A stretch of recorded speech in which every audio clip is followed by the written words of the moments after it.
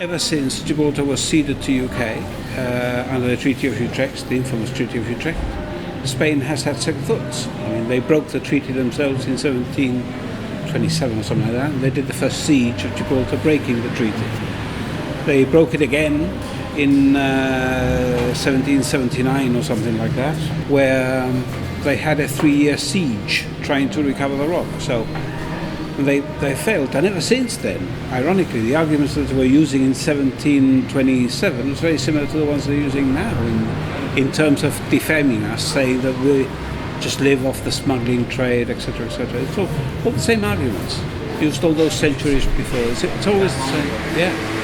1727 was one siege in Gib, and I was amazed to read that before that happened, the British government, there wasn't the government, the British at the time, in order to reach an agreement of peace with Spain, offered Gibraltar back.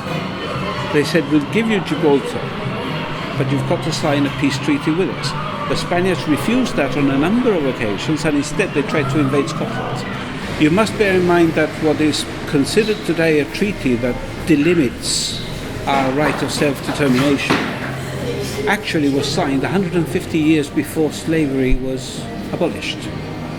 So you've got now a treaty, a piece of paper, the Treaty of Utrecht, that both Spain and Britain actually considers delimits the rights of the Gibraltarian people to choose their future, was signed 150 years before slave trade was abolished. Now, the relevance of that piece of paper is questionable at the least. Their claim to Gibraltar is nonsensical in the year that we live. It's nonsensical that one should argue in 2011 that on the basis of an agreement signed in 1713 that these people that live in Gibraltar with such a distinct culture, that we don't exist. This is what they say.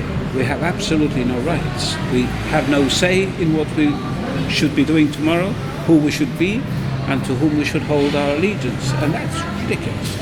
The Gibraltar issue is actually very simple. It's whether a group of people should be, a group of people that have existed longer than the United States exists, a group of people that have gone through thick and thin, that have been sieged at least 5 times in war, that have been besieged politically over a number of years and tried to strangle. We've gone through every kind of problem. We're not going to go away. We just are not going to go away. And they have to realize that if we do disappear, it will be a slight on the whole of the free world, because it would mean that people that are identified as clearly as we are, that are as resourceful and as hardworking as we can be, still cannot survive. It would be a mockery. It really would be a mockery. The gene pool in Gibraltar, our gene pack, I like to call it, is actually a very powerful one, because people, as you know, Gibraltar, we're not indigenous, and the people that actually came to Gibraltar were people that didn't accept that their families were not living properly, that they didn't have enough money to make ends meet. So it was really a very tough call where they were, and they all decided to uproot, to go away, go into the distance, into the far land on a rock somewhere, and try and make a living by servicing a garrison that they had heard from somewhere had been produced. It takes a special kind of people to do that. It takes guts to do that, and to do it successfully, it takes a lot of resource and a lot of particular attributes, which we have. This is why I believe that Gibraltar will always be successful, and we can handle anything that anybody throws on us. And if we fail, as I said before, if we fail, it's a huge slight on humanity. I really am not exaggerating when I say that. It's a very, very simple, basic human right that we're talking about here.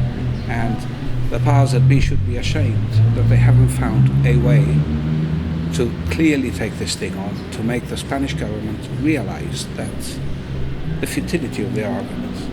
If they are successful, Europe and the world will be a worse place to live in.